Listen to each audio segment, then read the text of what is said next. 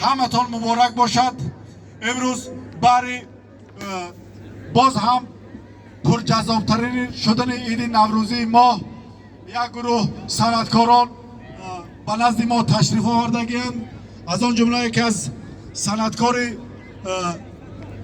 زاده همین مسجد زمینی ما علاچی فرهنگ جمهوری تاجیکستان صبودین رجبزاده تشریف آوردگی‌اند و با برادرشان قطب‌الدین رجبزاده. ما راستیکم از نام همه شما به این دو حافظ منتداری خود را بیان میکنیم و بار دیگر همداران عزیز نوروز خجسته مبارک باشد. التماس از متصدی میدان خواهش میکنیم که همه دو طرف میدان التماس هم بچه های میدان را یک سال بکنید که همون لینه که مردم فخری دیار مسجد زمینند. حالا سخن نوبتی به حافظ خوش‌آواز صبودین رجبزاده داده می شود. مرحمت دادر شیرین. تشکر. زنده باشید اکای عزیز. سرآغاز به نام خدای بخشنده و مهربان سلام عرض میکنم به همه شما همدیهای عزیز. نوروزتان مبارک باشد. بگذار خداوند بزرگ همه ما و شما را با نوروز آینده صحت و سلامت رساند. بار دیگر مبارک باشد. یک سرود نوروزی میخوانیم. خوش آمدن. مرحبا.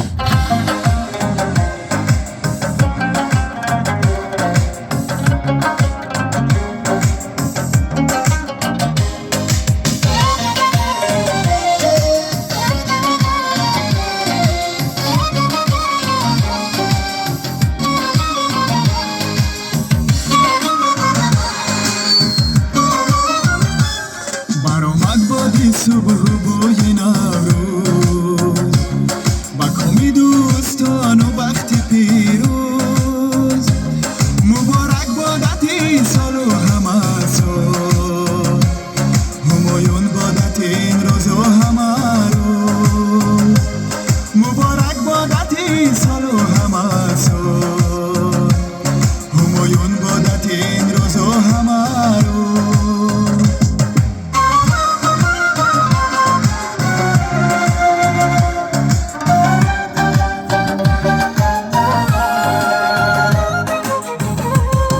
آتش در و خود افکنده گلنار دیگر مکر منه آتش نیفروز چون ارگی چشمی بخت از خواب برخوست حسد و دشمنا را دیده بردوز چون ارگی چشمی بخت از خواب برخوست حسد و دشمنان را دیده بردوز چون ارگی چشمی بخت از خواب برخوست حسد و دشمنان را دیده بردوز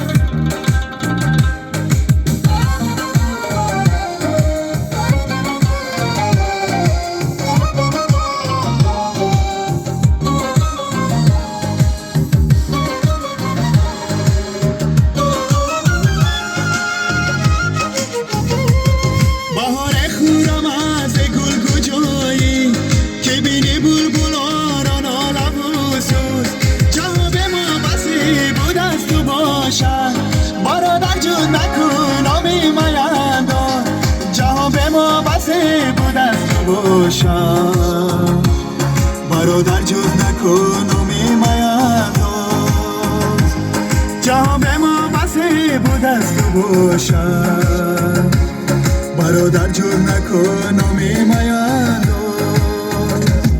برآمد بادی صبح بوی نوروز با کمی دوستان و وقت پیروز مبارک بادت این سال و همه سال همایون بادت این روز و همه روز مبارک بادت این سال و همه سال همایون بادت این روز و همه